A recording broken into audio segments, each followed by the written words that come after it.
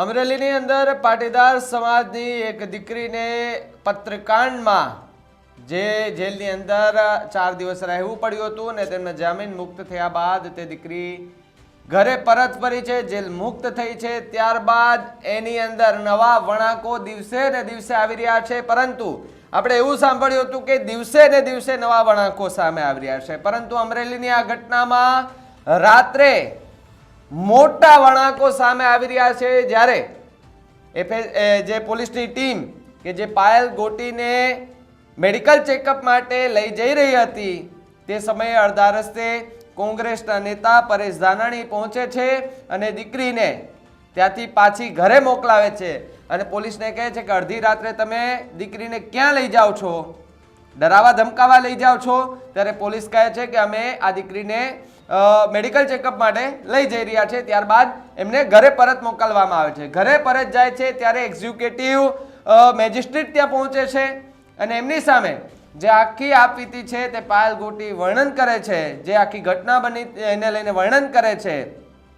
ત્યારબાદ ભારતીય જનતા પાર્ટીના નેતા અને કાર્યકર્તા યજ્ઞેશ દવે કે જેમનો એક વિડીયો સામે આવે છે અને કોંગ્રેસ અને આમ આદમી પાર્ટીના નેતાઓને ઉધડા લે છે અને કહે છે કે ગોપાલ ઇટાલિયા જાહેર મંચ પરથી પોતાને પટ્ટા મારીને સાબિત શું કરવા માંગે છે।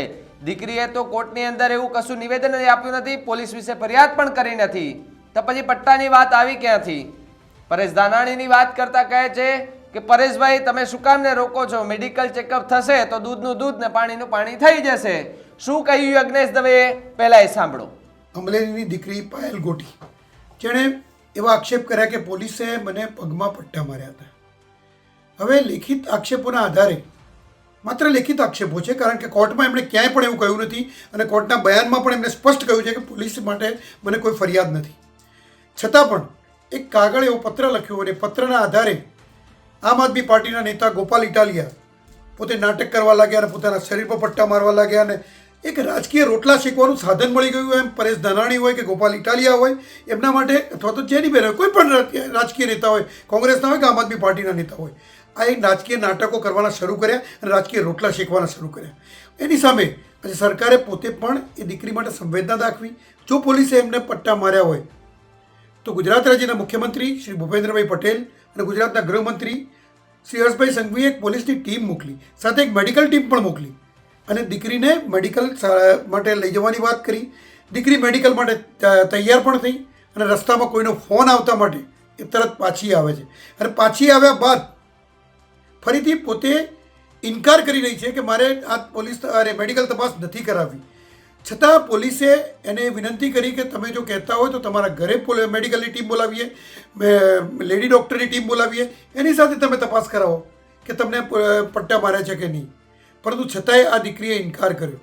એટલે કહેવાનું મતલબ એક જ છે કે કોંગ્રેસના નેતાઓ આ પ્રકરણને કેમ કરીને લાંબુ ચાલે, આમ આદમી પાર્ટીના નેતાઓ આ પ્રકરણને કેમ કરીને લાંબુ ચાલે એ ઈચ્છી રહ્યા છે અને આવા જ પ્રકરણોમાં પોતાના રાજકીય રોટલા શેકવાની એમને જાણે નેમ લીધી હોય।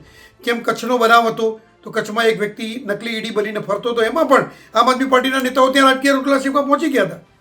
હું આ સાથે એક વિડીયો પણ મોકલું છું, જે વિડીયોની અંદર સ્પષ્ટ આ દીકરી કહી રહી છે કે મારે હવે મેડિકલ તપાસ નથી કરાવવી। તો ભારતીય જનતા પાર્ટી, કોંગ્રેસ અને આમ આદમી પાર્ટી હવે ત્રિપાખ્યો જંગ કે આમને સામને લડી રહ્યો છે, એકબીજા પર આક્ષેપ પ્રતિ આક્ષેપ કરી રહ્યો છે।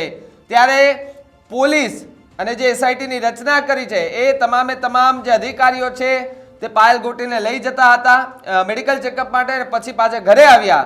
ત્યારબાદ પોલીસે શું પ્રતિક્રિયા આપી અને શું કહ્યું કે જ્યારે પાયલ ગોટીના નિવેદન થકી જ એ વિડીયોગ્રાફી પણ કરવામાં આવી હતી, ફોટોગ્રાફી કરવામાં આવી હતી અને લખાણ પણ કરવામાં આવ્યું હતું તેવું પોલીસ દ્વારા નિવેદન આપવામાં આવ્યું છે। શું કહ્યું એફએસએલની ટીમે અને પોલીસે, સાંભળો। લેટર કાંડ બાબતે પાયલબેન ગોટી એ આક્ષેપ કરેલા કે પોલીસે મને ટોર્ચર કરેલી છે, જે બાબતે અમરેલી જિલ્લા પોલીસ અધિક્ષક સાહેબ દ્વારા એસઆઈટીની રચના કરેલી છે। એ એસઆઈટીની ટીમ તરીકે આજે અમે તપાસના કામે પાયલબેન ગોટીના ઘરે નિવેદન લેવા માટે ગયેલા અને નિવેદન દરમિયાન પાયલબેન ગોટીએ જે પણ લખાવેલું એ અમે વિડીયોગ્રાફી સાથે નિવેદન નોંધેલું છે।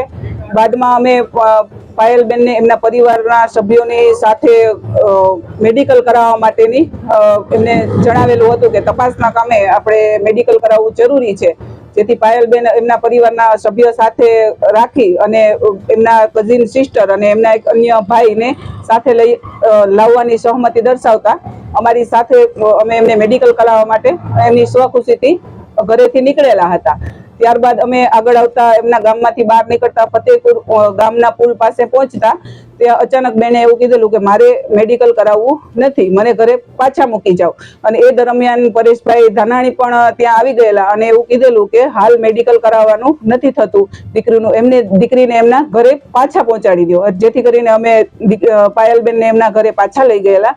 અને બાદ બેન એવું કહેતા હોય કે અત્યારે હું મેડિકલ કરાવવા માટે બહાર જવા નથી માંગતી, જેથી કરીને અમે મહિલા મેડિકલ ટીમને ત્યાં પાયલબેનના ઘરે બોલાવેલા અને પાયલબેનને સમજ કરેલી કે તપાસના કામે તમારા આક્ષેપ છે કે પોલીસે મને ટોર્ચર કરેલી છે, તો અમારા તપાસના કામે ખૂબ જ જરૂરી છે કે તમારું મેડિકલ બને એટલું વહેલું થઈ શકે. જેથી અમે પાયલબેનને મેડિકલ ટીમ ઘરે આવેલી છે તો મેડિકલ કરવા માટે સમજ કરેલી, પરંતુ પાયલબેને મેં હાલ મેડિકલ કરાવવાની ના પાડેલી છે. તો અમરેલીની અંદર રાત્રે ને રાત્રે હવે નવા વળાંકો જોવા મળી રહ્યા છે અને હવે પાયલ ગોટી કે ખૂબ ચર્ચાનો વિષય બની છે. એક નિવેદન બાદ નવો વળાંક આવી રહ્યો છે, એક નિવેદન બાદ નવા વળાંકો સામે આવી રહ્યા છે, નવા ખુલાસાઓ પણ થઈ રહ્યા છે. કોંગ્રેસ અને આમ આદમી પાર્ટી દ્વારા એવું પણ કહેવામાં આવી રહ્યું છે કે મુદ્દાને ભટકાવવાના પ્રયત્ન થઈ રહ્યા છે, ત્યારે ભારતીય જનતા પાર્ટીના નેતાઓ એવું કહી રહ્યા છે કે કોંગ્રેસ અને આમ આદમી પાર્ટીના નેતાઓ ખાસ જસ લેવા માટે થઈ અને આ મુદ્દે બોલી રહ્યા છે, પટ્ટા મારી રહ્યા છે. ત્યારે આ મુદ્દે તમારું શું માનવું છે અમને કમેન્ટ કરીને ખાસ જણાવજો. અને જો તમે ન્યૂઝરૂમ ગુજરાત ચેનલને સબસ્ક્રાઇબ ન કરી હોય તો હમણાં જ સબસ્ક્રાઇબ કરી લેજો અને બેલ આઇકનને દબાવજો, જેથી કરી અને પડે પડની અપડેટ તમને તમારા મોબાઈલ પર મળી રહે. નમસ્કાર.